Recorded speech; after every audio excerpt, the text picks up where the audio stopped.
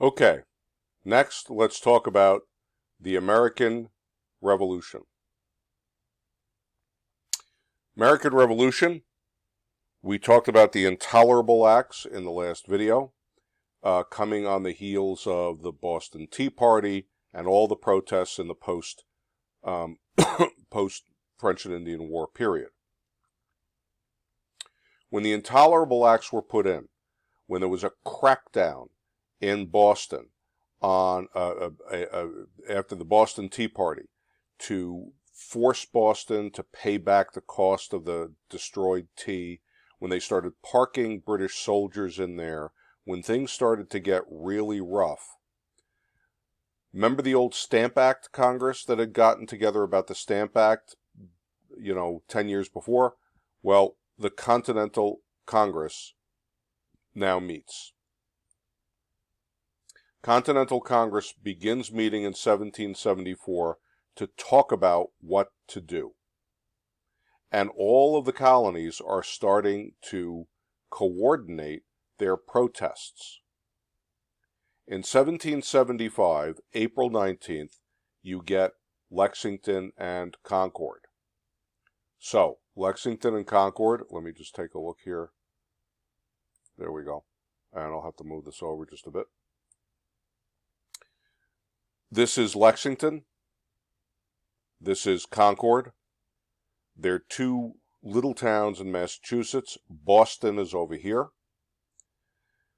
The British government in Boston, British commander in Boston, starts to hear stories, we remember this, about American rebels like Samuel Adams and John Hancock, who they view as having been part of criminal protests.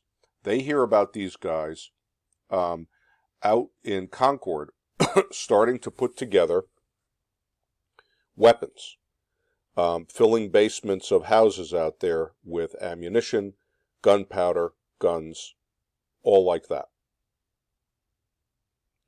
So, they dispatch a group of soldiers to go out there, seize that stuff, and arrest Samuel Adams, John Hancock, and anybody else they can get their hands on who might be part of this. On the way out there, they run into Lexington. As they march down the road, they get to Lexington, and they find a bunch of American soldiers. Local militiamen. They're not uniformed, they're not well organized, they're not well drilled, but they are there waiting for the British soldiers. Nobody knows who, but somebody fired a gun. The shot heard round the world, as it's called, and we were off to the races. The British then, this is a reenactment of it. You see, you have an audience there. But that's the original church that was there that day, and they're on Lexington Green, which was the sort of field in the middle of town. They wind up marching down the road to Concord Bridge. This is the bridge in Concord. It's rebuilt. This is a bit of a reenactment here from some years ago. And when they get to Concord, the Americans are much better organized and waiting for them, ready for them. And there is a fight. The British finally realize they can't win this, and they turn around and they hightail back to Boston. And back they go to Boston. But as we know, they get walloped all along the way. From both sides, you have dozens, hundreds of farmers start hearing the call, and they come running out, and as the British are marching on the road, really running down the road to get back to Boston, they're getting sniped from both sides. So it was a really rough day for the British. Nope. So hang on. A few weeks later, in upstate New York, that's a different issue, there's a thing called the Battle of Fort Ticonderoga, where the Americans surprise the British and seize a British fort. That becomes important later. Bunker Hill, I'll just mention, June. We're now a few months later. Congress has started to meet again. It's a crisis, and they know it. And they're down in Philadelphia delegates from all the colonies trying to figure out what to do. What's the next move?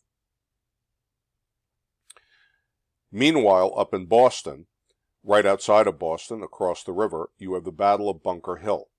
The Americans lose, but the British have such a hard time winning and take so many casualties, it starts to wake the British up. They are not just dealing with a handful of protesting farmers. They have got a full-on revolution here, and they could lose. I'm going to jump through the American Revolution really, really quick, just to hit the absolute crucial points. From June of 1775, you get some battles into the fall, and then in January of 1776, Thomas Paine, a writer and thinker who was an immigrant to the colonies from England, writes a pamphlet called Common Sense. And Common Sense, there's a copy of it.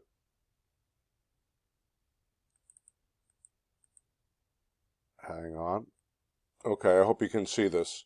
So it's a pretty thin little book, Common Sense, addressed to the inhabitants of America on the following subjects: of the origins, if you can read this, and design of government in general, of hereditary succession, of monarchy, and hereditary succession, thoughts on the present state of affairs, etc.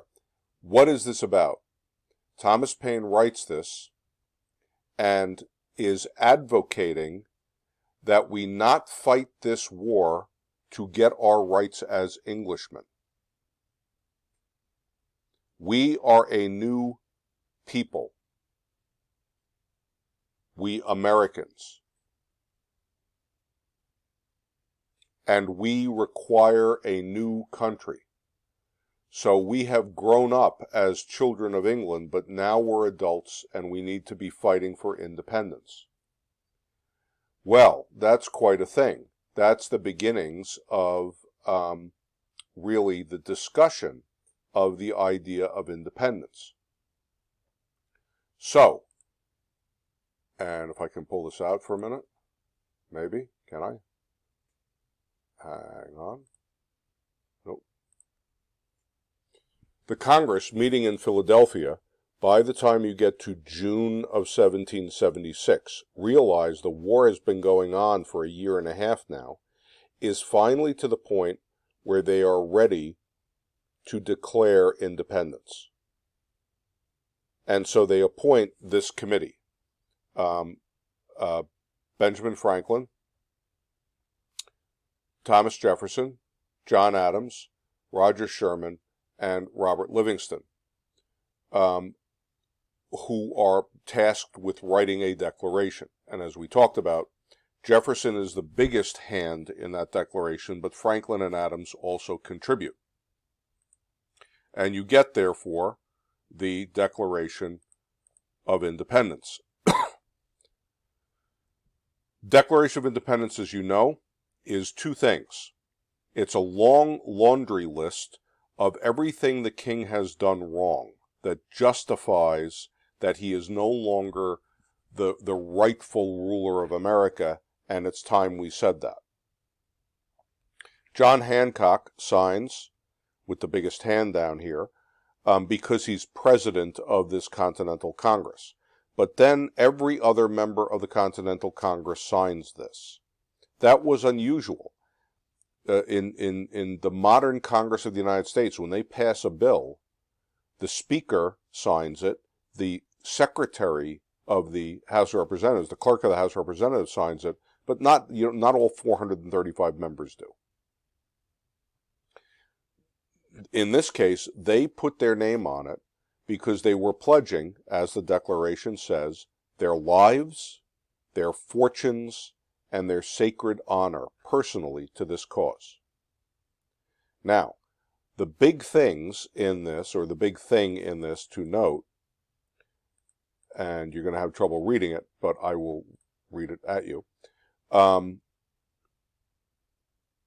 when in the course of human events it becomes necessary for one people to dissolve the political bands which have connected them with another, and to assume, among the powers of the earth, the separate and equal station to which the laws of nature and nature's God entitle them, a decent respect to the opinions of mankind requires that they should declare the causes which impel them to the separation.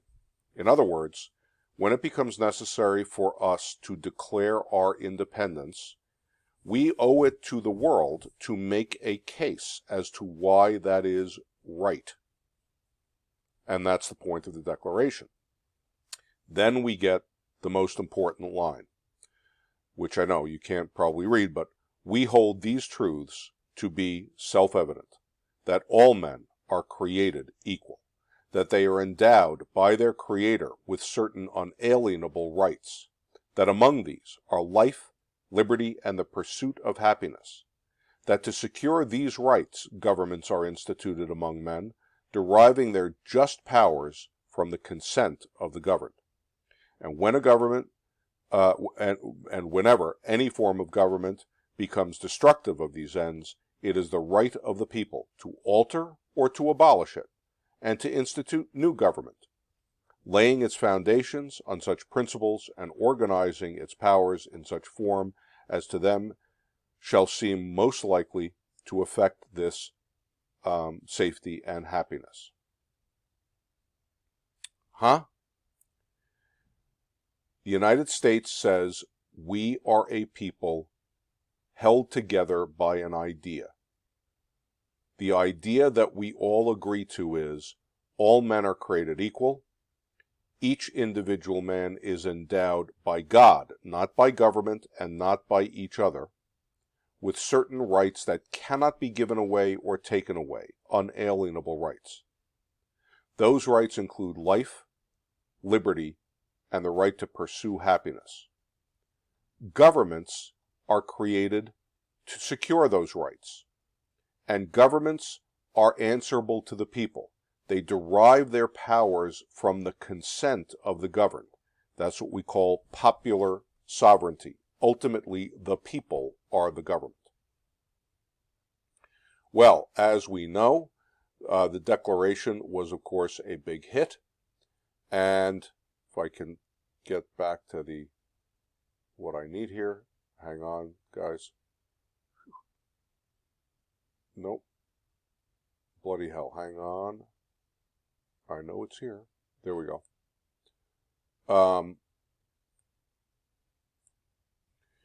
The Declaration of Independence is signed, not on the Regents' exam, but in September of 1776, they have the conference at the Conference House, where Admiral Howe gives them a chance to take it back, and Benjamin Franklin, John Adams, and at that time Edward Rutledge, another member of Congress, say no.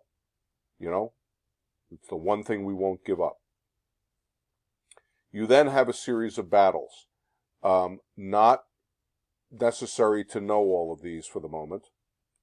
Important to know, the war goes on 1778, 1779, 1780, until 1781.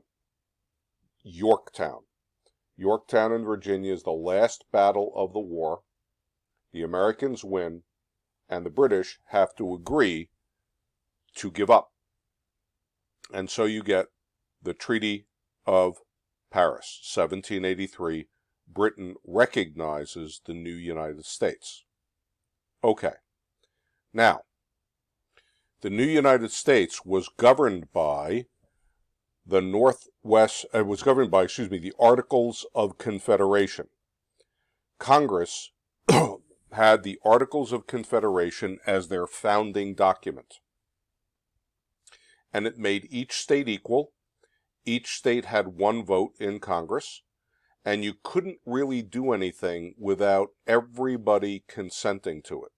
Most things had to be unanimous or nearly unanimous.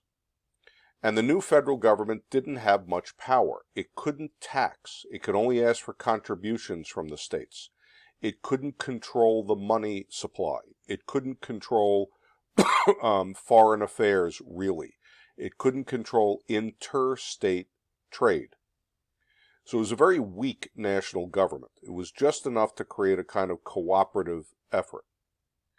The one thing the Articles of Confederation, two things the Articles of Confederation did. One is they won the American Revolution. They were the government when we won the Revolution. And second, they passed the Northwest Ordinances. You remember?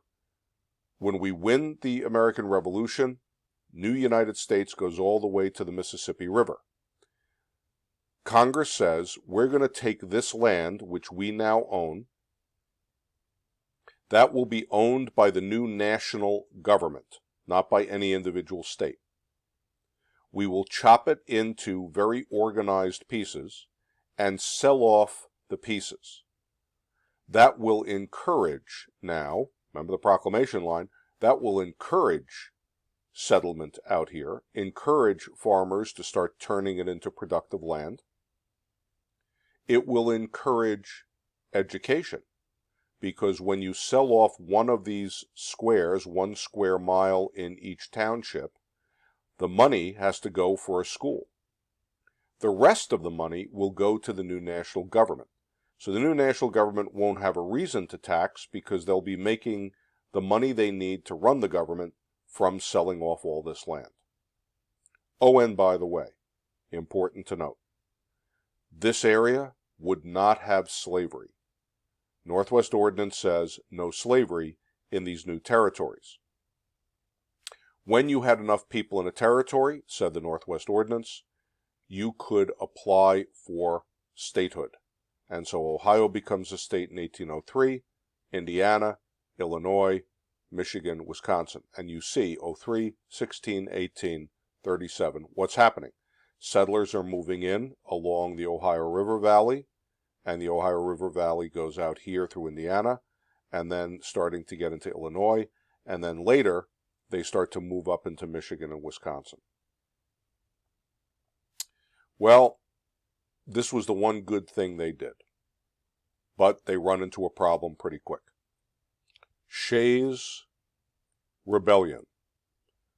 So, this is, I think, supposed to be Daniel Shays over here. I think that one is supposed to be Shays. And this is Job Shattuck.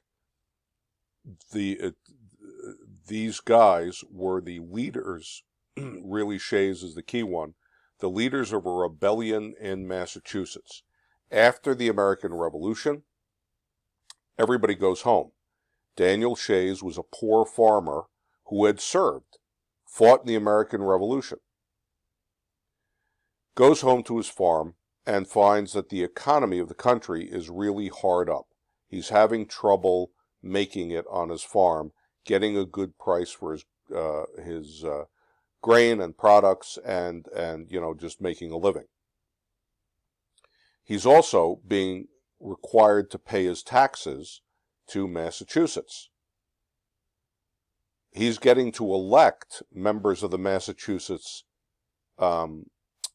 government, so he can't say it's taxation without representation, but it's taxation. So he leads a group of farmers. They start they actually start here in Northampton and take over the courthouse to prevent their farms being seized, foreclosed on, because of non-payment of taxes and non-payment of debts. So they take it without too much trouble in Northampton, and then they go to Petersham, to Sheffield, and to Springfield. After Boston's over here, Springfield was the biggest city in Massachusetts, is the second one. It was a big courthouse there. It was also the home of the Springfield Armory, which was a gun factory. This scared everybody. These rebels, grabbing guns. John Adams thought this was horrific. This was a terrible thing. It's one thing to protest against taxes. It's another thing to try to destroy the functioning of the government. That's a military coup. Now, what's the difference between the revolution and Shays' rebellion? Adams would say, in the revolution we had no voice. After the revolution, if you didn't like the taxes in Massachusetts, that's okay. You could run for office yourself. You could elect somebody else to change the system. You didn't have a right to start, taking over courts and potentially killing judges. On the other hand, Thomas Jefferson thought that it wasn't such a terrible idea. He didn't think the rebels were right. Jefferson, though, thought that they were not well educated and didn't understand how to properly manage their protest. They didn't understand the economics of it, and they didn't understand the government system, and therefore they were more misguided than evil. And Jefferson says, you know what? Sometimes a little rebellion is a pretty good idea. Well, most other people in the country didn't think it was a good idea. It seemed like anarchy, lawlessness. And so, the state of Massachusetts, the new state of Massachusetts, calls out its army, its militia, to go after Shay and his rebels.